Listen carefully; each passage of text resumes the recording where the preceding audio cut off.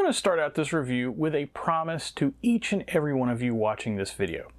I will not, at any point in this video, shout out Yabba Dabba Doo in an effort to try to mimic Fred Flintstone. I also will not attempt to make any Yabba Dabba related puns, like say for instance, I will not try to describe the game as a Yabba Dabba great time. Both of those things are simply beneath the dignity of a channel who recently used the Sega CD title My Paint to draw a picture simply entitled Fart House. We have standards here at Zilog and Moto, you see. Viewers under a certain age are probably thoroughly confused at this point with all this Yabba Dabba nonsense. And no, I'm not going to do that joke yet, it's too early. That's just a statement of fact. I just did the Yabba Dabba thing I said I wasn't going to do, didn't I? Oh well, anyway, what I mean by all that is that simply it's the year 2025, and I'm going to go out on a limb and suggest that there's probably a significant portion of the population that has never heard of the Flintstones and has no idea what Yabba Dabba Doo refers to. Hint, it's not a long-lost relative of Scooby-Doo. For those viewers, and a quick refresher to everyone else, the Flintstones was a cartoon from creators William Hanna and Joseph Barbera that was the first ever animated sitcom, and the first animated series to air in primetime, making its debut on September 30th, 1960. So shows like Family Guy, Bob's Burgers, and especially The Simpsons owe a debt of gratitude to the Flintstones for paving the way, so to speak. The Flintstones was focused around two families, the titular Flintstones, Fred and Wilma, and their neighbors, the Rubbles, Barney and Betty, with episodes usually revolving around Fred doing something stupid that makes Wilma mad, and then possibly getting Barney in trouble as well for going along with whatever thing Fred had schemed up that week. Really, it's no different than almost any other couple-based sitcom over the last 65 years. Okay, now I'm going to do the joke. However, I should probably pause for a second because I'm sure that there's some of you out there that don't know me and are now confused because you don't understand how they could make a video game about a sitcom. Hi, my name is Dave and welcome to Zilog and Moto, the channel where not only is that more common than you think, but you should really thank your lucky stars that the Genesis version of Home Improvement got canceled. I almost feel bad for the Super Nintendo owners. Anyway, I'm out to collect and review the nearly 1,280 titles released in the English language for the Sega Master System, Genesis/Mega Drive, Sega or Mega CD as the case may be, and finally the 32X. Basically, if I can plug it into a Genesis either by itself or with some sort of add-on, and be able to read what's up on the screen, I'm trying to get a copy of it and review it for posterity, with both looks at that original packaging and gameplay captured from original hardware whenever possible. A cartoon that originated over 30 years prior to this game being released might seem like an odd subject for a video game, but even with its age at the time, the Flintstones had managed to still be in rotation on syndicated cartoon blocks, so kids at the time were well aware of who Fred Flintstone was, even if the Flintstones weren't quite as popular as, say, the Teenage Mutant Ninja Turtles or the Simpsons in late 1991. And as evidence of that, a month after the Flintstones was released for the Master System in Europe, the Flintstones, The Rescue of Dino and Hoppy was released for the NES in North America. So, did Grand Slam and TierTech succeed in beating Taito to the 8-bit punch here? Or are you better off avoiding it like it's an episode with the Great Gazoo in it? Well, it's TierTech, so you probably already know the answer to that, but we're going to review it anyway. First though, a look at the package. And here's my copy of the Flintstones for the Master System.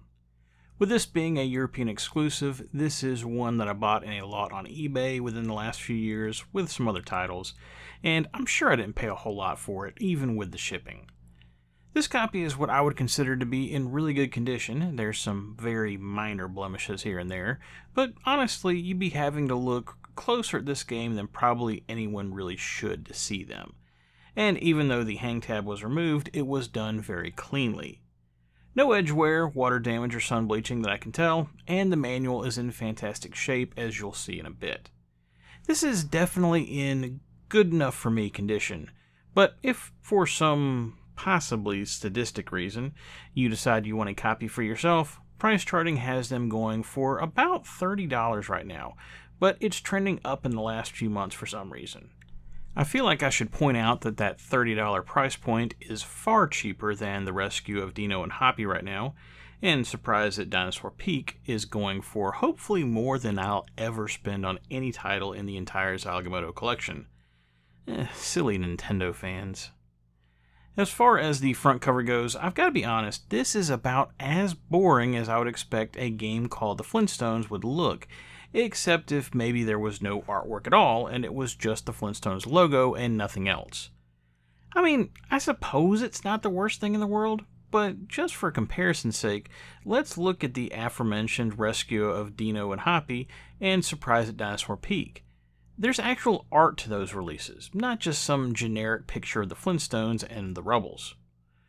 One final note about that front cover, notice that below the Sega at the top, it says it's from Grand Slam. This indicates that even though it's got the usual Master System formatting, this game was a third-party title published by Grand Slam and not Sega. I thought that was a bit unusual, mainly because I'd never heard of Grand Slam before, and it turns out that there's a very good reason for that. You see, the Flintstones is the only game that Grand Slam ever released for the Master System, as the bulk of their releases were focused squarely on the European 8 and 16-bit computer scene. More on that in a bit. Flipping over the back, and we've got a total of 4 screenshots from the game, with what looks to be a screenshot for each of the 4 levels of the game. And while they're a little on the small side, I appreciate the variety. Then over the side, flavor text in 8 different languages, which of course means that you'll have to get out the magnifying glass if you want to actually read any of it. The text isn't bad, it sets up the basic plot of the game, but what I find more interesting is all the different interpretations of Yabba Dabba Doo here. And hey, I'm reading from the box, this is not breaking my promise from earlier, but it looks like we got Youpi for French and Jabba Dabba Doo for Swedish.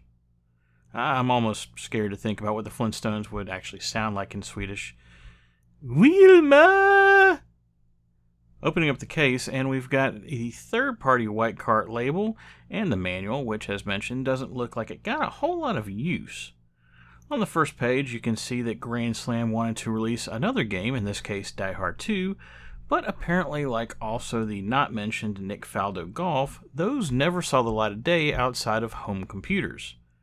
As far as the rest of the manual goes, this is just straight garbage. Most of the manual is just explaining the plot of each of the 4 levels, and the only actual useful information is all the way at the end where the controls are explained. Yikes.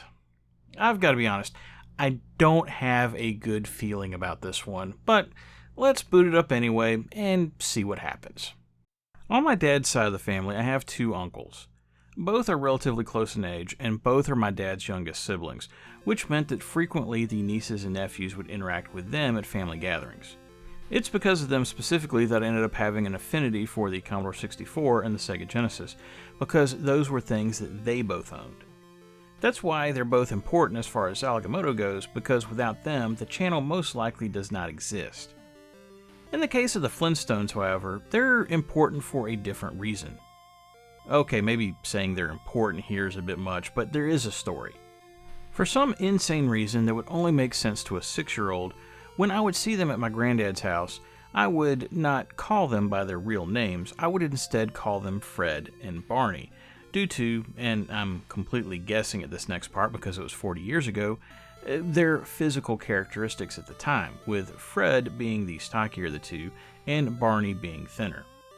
Calling them these names was hilarious to me at the time, and I distinctly remember yelling Barney at Barney as he just looked on in completely defeated confusion as he was trying to figure out the best way to get away from the kids and back into the kitchen to talk to normal people instead. The whole point of that story is that even though I was growing up in the 80s, well after the Flintstones originally aired, I had a clear understanding of who the Flintstones were due to the fact that they were still very much known characters in pop culture, and kids would still potentially be interested in video games that featured them. So even though it seems a bit antiquated for there to be a Flintstones game for the Master System in late 1991, I'm actually not too surprised, especially considering the existence of the 2 games for the NES mentioned previously that were released after the Master System game. No, what's antiquated here isn't the subject matter of the Master System title, it's the Master System title itself. That might sound a bit confusing, but what I mean is, there's a reason why even though the Flintstones for the Master System and the Flintstones The Rescue of Dino and Hoppy for the NES were released at almost the same time, they're wildly different games. The reason is because the Flintstones for the Master System wasn't originally a Master System title. Remember how I mentioned that the other titles that Grand Slam released didn't end up appearing on the Master System, but instead were available for home computers? Well, with the Flintstones, that was also the case, as it was actually originally designed for the usual cadre of European home computers, seeing versions released for the Commodore 64, MSX, Amstrad CPC, ZX Spectrum, Amiga, and Atari ST in 1988. That's right, the Flintstones as presented was already an almost 4-year-old game before it made its appearance on the Master System. Now, this isn't the first time that I've reviewed a game on the channel that was pretty old by the time that the port was released. Both Outrun and Road Blasters were about 5 years old from their arcade versions by the time that they finally appeared on the Genesis, and Spy vs. Spy first appeared on the Master System about 2 years after it made its debut on the Commodore 64. There are some significant differences between those games and the Flintstones, mind you, with chief among them being, well, they didn't suck. So just by the virtue of me saying the Flintstones is an almost 4-year-old port of a game that sucks, you can probably imagine where this review is going to go. But that would be far too easy, and since I had to play the damn thing, well, now you are going to hear about it. And contrary to what happened with Superman last week, I managed to get all the way through the end of the game, so I am fully versed in just how atrocious the game is. To get to the end of the game, you must make your way through 4 levels, starting with a level where you have the exciting task of watching paint dry. Oh, okay, technically you're not watching paint dry as much as you're having to paint a wall while having to keep an eye on pebbles, but I can't say that I really think that makes things any more interesting. I mean, just think about that, a game where your goal is to paint a wall. I suppose in the modern day, there are some comparisons to this, like say Power Wash Simulator or Crime Scene Cleaner, or even Gas Station Simulator that does actually have you painting the walls of the gas station as part of the action. But in a Flintstones game? I mean, who on earth thought that it was a good idea to make 25% of a game painting a wall where really the only action is walking back and forth between the wall and the paint bucket, and then struggling with the controls to move your ladder where you want it. Assuming you can complete the wall in time, you'll move on to the next level, where the Flintstones shifts to a driving game. I mean, not the worst idea in the world. The concept of a Stone Age racing game would be seen again in BC Racers a few years later. Unfortunately, the execution is a bit lacking. In fact, I think if I'm honest, I would say this is the worst level in the game. Yes, even worse than painting a wall. The driving consists of Fred and Barney getting in Fred's car to try to make it to the bowling alley before it closes. To do this, you'll need to drive through a few scenes from left to right. In each screen, there's rocks in the road, which somehow are strong enough to dislodge the rocks that your car uses for tires. You need to try to jump the car over the rocks, and if you do hit a hazard, Fred will have to jump out of the car, jack the car up, and then grab the rock tire to put it back on the car before driving again. This is all timed, supposedly, and if you hit too many hazards, the bowling alley will be closed when you get to it and you'll have to start again. I suppose once you figure out the timing on the jumps it's playable, but even in the best of circumstances, it's not great, and then having you drive all the way to the bowling alley rather than just timing out with the paint level, just to find out that you didn't make it in time is an extra kick in the nuts. Then there's the bowling alley itself, where you, bowl, with the goal being to beat Barney in what appears to be a normal 10-frame game. I say appears to be because while the game will tell you your score and Barney's score as you bowl, it never actually says what frame you're in. Technically, the other versions of the game don't either, but they at least keep 6 frames of score on screen at a time, which would have been really helpful to have here. And honestly, I can't really understand why those versions have it and this one doesn't. Like, even the MSX and Amstrad versions had it, and you mean to tell me that they couldn't do it on the Master System? Beyond the scoring weirdness, the bowling itself is a complete crapshoot. You have to move Fred up and down to determine how far to the left or right he is, but there's no marks to determine exactly where they're standing, so each time you're lining up is a guess. And don't even get me started on the power meter that's used for rolling the ball. You see, rather than using a golf-styled power meter which swings back, it goes all the way to 0 if you release it too late, resulting in an instant gutter ball. Remember, this version of the game came out almost 4 years after the others, and they had plenty of time to fix this. But no! Apparently, it was more important to redraw the pin setter instead, which now looks like a modern, boring pin setter instead of the one from the previous versions that looked more like a crazy fishhook apparatus. Finally, if you can manage to beat Barney, most likely by blind luck, you will get notified that somehow Pebbles escaped Wilma and she's wandering around in Slate's quarry, where Fred and Barney work, and of course you'll have to go rescue her in a platforming level with all of the dangers of a quarry, like giant floating nuts and bolts, clouds with faces, and a bizarre green and brown creature that has a hammer for a head. Because I remember all of those things from the Flintstones cartoon. Oh, and did I mention that they saved the worst controls for last? Because, damn. You essentially have to jump a full second before you normally would think you would, and even then, Fred is very floaty. The controls are more of a problem than you realize at first, because if Fred falls too far, he'll lose a life regardless of how much time is left on the clock. I suppose if there's something good I can say about the level, it's that it's short, so at least it can be over quickly once you figure it out. Normally I cover graphics before the sound, but in the case of the Flintstones, I have to cover the sound first, just because of how god-awful it is.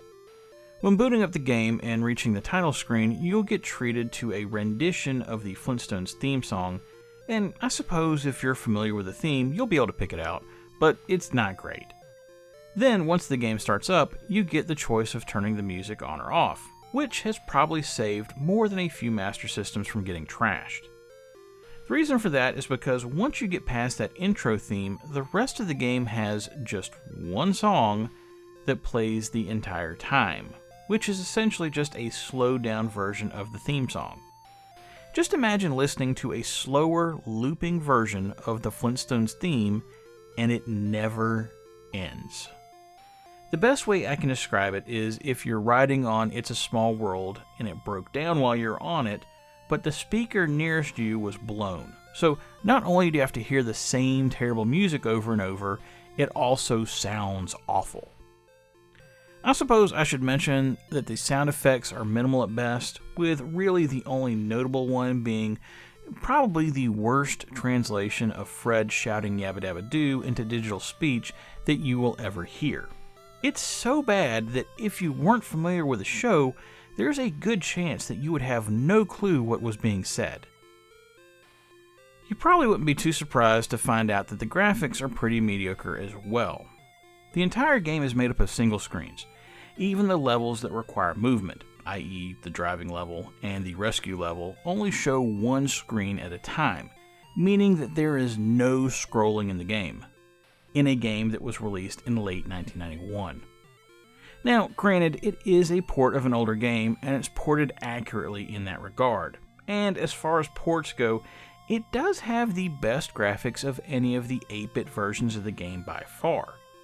But regardless of all that, there was no one looking at this when it came out and thinking, ooh, those are nice graphics. I think the nicest thing that I can say about the graphics is that they got Fred and Barney's bowling animation correct, with both looking like they were pulled from the cartoon. But you have to understand just how hard I'm having to scrape the bottom of the barrel to come up with that. I played the Flintstones this last week for approximately 3 hours, which is about 2 hours and 59 more minutes than it deserved. Honestly, I only played it that last 2 hours or so because I was trying to actually beat it, and it took me a little while to figure out that I had to try to jump and climb down the cable to reach Pebbles in that last level. And, well, I clearly hate myself. This is a terrible game. Awful. One of the most horrendous that I've played in almost 7 years of doing the channel, and more than likely going to show up again at the end of the year for not just the worst games of the year list, but also the worst games in the history of the channel list. It's so bad that I'm a bit shocked that Sega even allowed it to be published, and I'm completely not surprised that Grand Slam ended up canceling any further releases on the console. Although if you check SMS Power, supposedly their version of Die Hard 2 was actually pretty good. Go figure. Normally, I reserve the 0-star total bomb rating for games that aren't just bad, but that are also broken in some way. But here, I think it's deserved. The Flintstones gets 0 stars from me, and the sooner I can get away from this review, the better.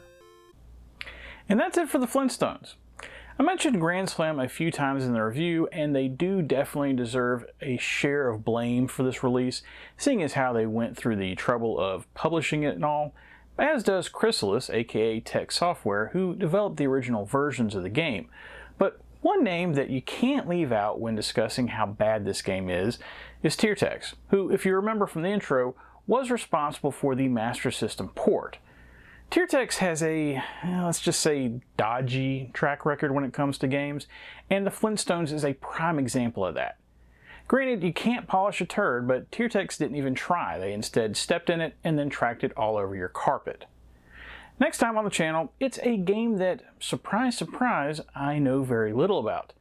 It's a title that I've been curious about for almost 35 years, as it goes back to the early days of the Genesis, and it was one that I would commonly see on, say, Sega marketing posters or in ads in magazines, but I never got around to playing it. So other than knowing it's some sort of action title, I really don't know what I'm in for next week.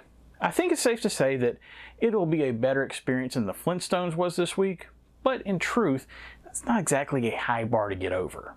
So next week, will it be time to kick ass and chew bubblegum? Oh, wait, wrong Duke.